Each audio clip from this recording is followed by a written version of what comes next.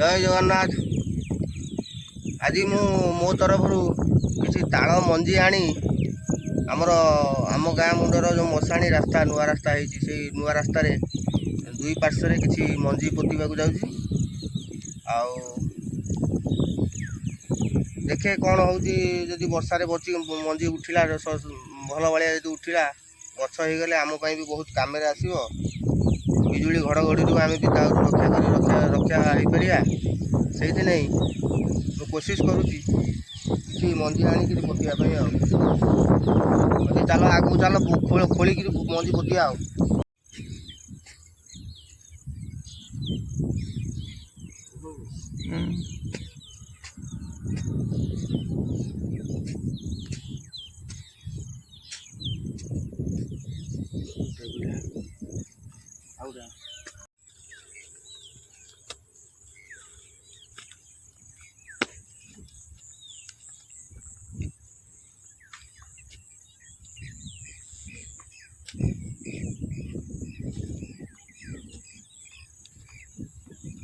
संभवतः एठू पाखापाखि 20-25टा मंजी पोती सारे।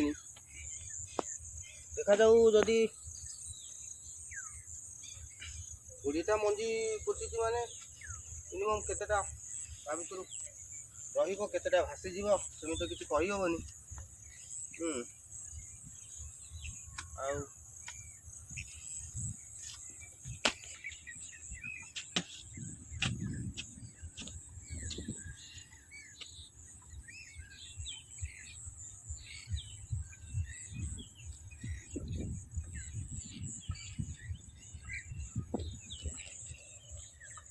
आपण मान घर पाखापाखि जो पड़िया अच्छी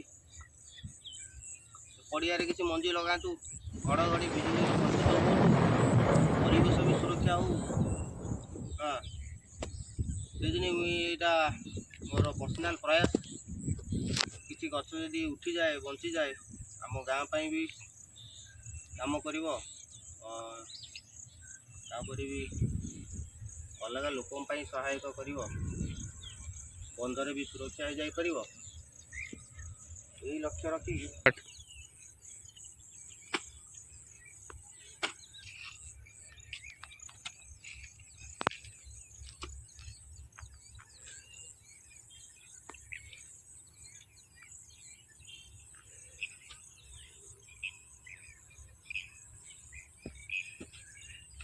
किसी ताल गछ मंजी आनी लगातु घड़घड़ी बिजुली सबुठ दूरे रुहतु। ताल गछ लगे मोर बिजुली घड़घड़ी सुरक्षा दे पार आपण मैंने किसी जनहितकर काम करूँ। गछ मुझे लगे बाहर रुहे गछटा सुरक्षा देवाई किसी भाई गाँव भाई मानू कहीकि जी से भी जगा रखा करेंगे देखिए गछ उठिला कि नहीं कि प्रति बदल में आउ कि मंजी आनी पोतीबे भल मंद करेंगे।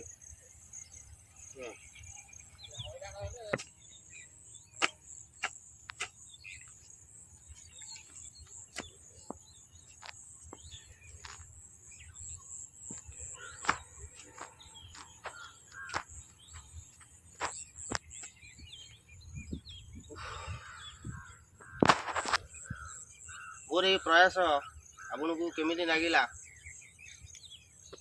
मतामत देवे कमेंट बॉक्स रे कमेंट करेंगे सब्सक्राइब करेंगे।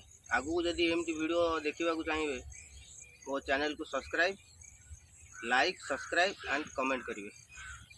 जय जगन्नाथ।